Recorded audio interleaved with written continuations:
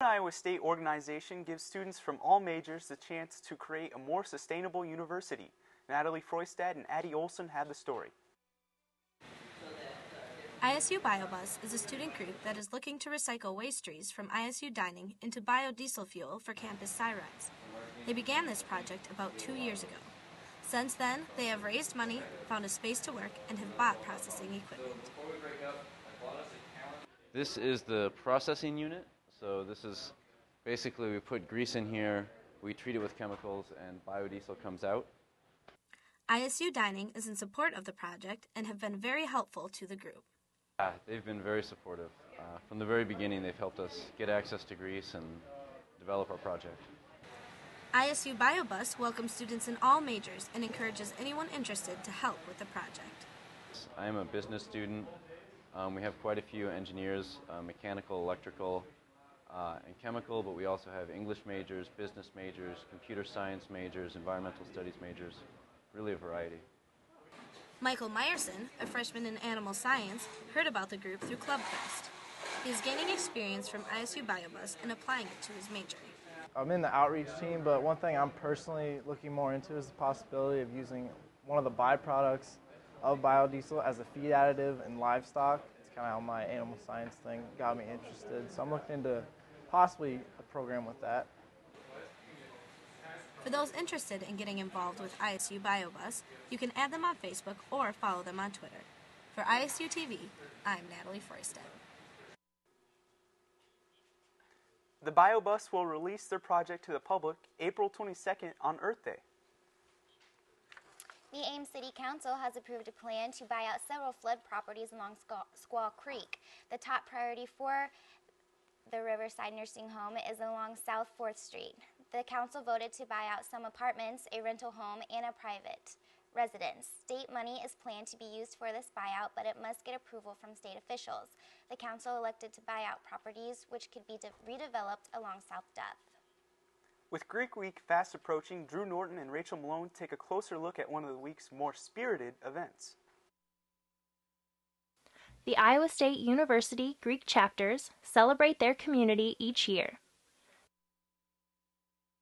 Greek Week will be held next week. This year's theme is, "We may stand out, but we never stand alone." The entire week is filled with service activities and competitions. One of those competitions is lip sync. Sororities and fraternities pair up to compete in Greek Week events. Alpha Gamma Delta, Beta Sigma Psi, and Beta Theta Pi make up one of the competing groups. Kelly Cole is one of 5 co-chairs for this pairing. All right, lip sync is about a 2-month time period, and you start off when the co-chairs write a script, they pick songs, they think of characters, and they put that all together to then make up dances. So there's dances that tie into your skit. So it's a skit with dances, and then there's a big finale, and you try to incorporate the Greek Week theme. So you have something that everyone relates to, and you have fun things like a random dance move that everyone's required to do, and also a random sound that you have to incorporate. The 13 competing groups will perform at CY Stevens this coming Tuesday for first cuts. 5 groups will make it onto finals the following Friday. I just think it's so much fun, and you get to know so many people that you maybe wouldn't have known otherwise. Like, we're neighbors with our pairing, and I didn't even know any of them until we started lip sync. So you get to know a lot of people in the Greek community, and it really ties the Greek community together because you're paired with different people every time. For ISU TV, with Rachel Malone, I'm Drew Norton. Iowa State University received approval from the Iowa Board of Regents to continue plans to build a $13 million sports complex on the Towers Intramural Field. The sports complex will provide facilities for women's soccer and softball and men's and women's outdoor track and field programs. Even though plans were approved, the Regents reserve the right to analyze the stormwater drainage plans at a later date before giving their final approval.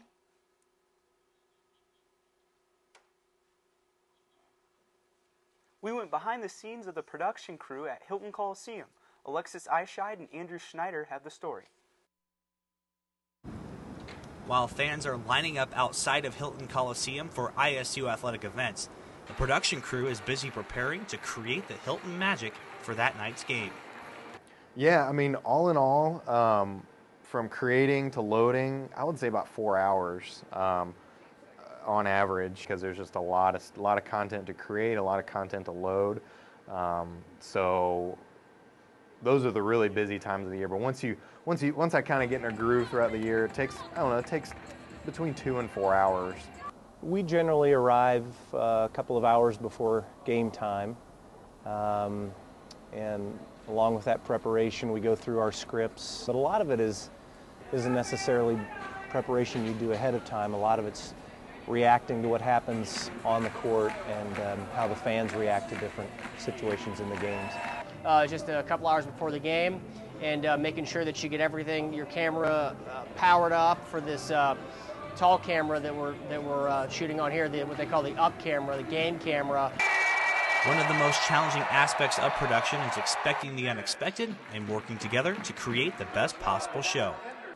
If things go wrong, well, I can't ever remember anything going wrong, but I think you can kind of sense that as a fan here in the arena, because when things are clicking and the team's playing well and our production is going well, everything seems to flow, and there's an enthusiasm and an energy here in the arena. So we hope to avoid those moments when things don't go as planned. The crew's hard work contributes to the atmosphere, and they take pride in contributing to the fan experience at Iowa State meets and games. I take pride whenever we like play a replay or do something on the board that the crowd really gets into. What's important in my position is that everything is contributing to the atmosphere in the arena being as fun and as entertaining as it can be for the fans. The more that you can get the crowd into it, the more that's going to help the home team, and that's obviously your job, is to help the home team and make for as entertaining a production as possible. For ISU TV, with Alexis Eichheid, I'm Andrew Schneider. Undergraduates at Iowa State will have to pay 7% more next year after the State Board of Regents approved a 5% tuition increase for most Iowa resident students. Some programs, such as business, engineering, and nursing, will face a double-digit increase. Freshman nursing students at the University of Iowa would see the biggest increase and pay 41% more. University administrators blame the tuition spikes on the sharp decrease of state revenue that has occurred over the past 2 years. The deadline for entering the Edible Book Festival is this Saturday at 2 p.m. Parks Libraries Festival will be held on the 1st of April in the Bookends Reading Room. This year's event mirrors that of its international cousin, founded in 2000 and held on April 1st every year since. To commemorate the wit of French gastronome Jeannot Helm Brilla-Savarin, the attendees to the Edible Book Festival will vote for the best in show, best structured, and wittiest entries, while a panel of guest judges will present a Critics' Choice Award. Interested students can register before March 26 by sending their name and the title of their entry to ediblebooksisu@gmail.com. The City of Ames is offering residents an outlet for their opinions through a survey on their website. Their survey is part of the bigger Ames Visioning Project, which in the process of gathering community feedback so that the Ames City Council can assemble a picture of an ideal Ames. The survey is anonymous and takes less than 15 minutes to complete. Ames residents will be able to offer their insight until Thursday, March 31st. Well, Andy, it's kind of cooled down a little bit.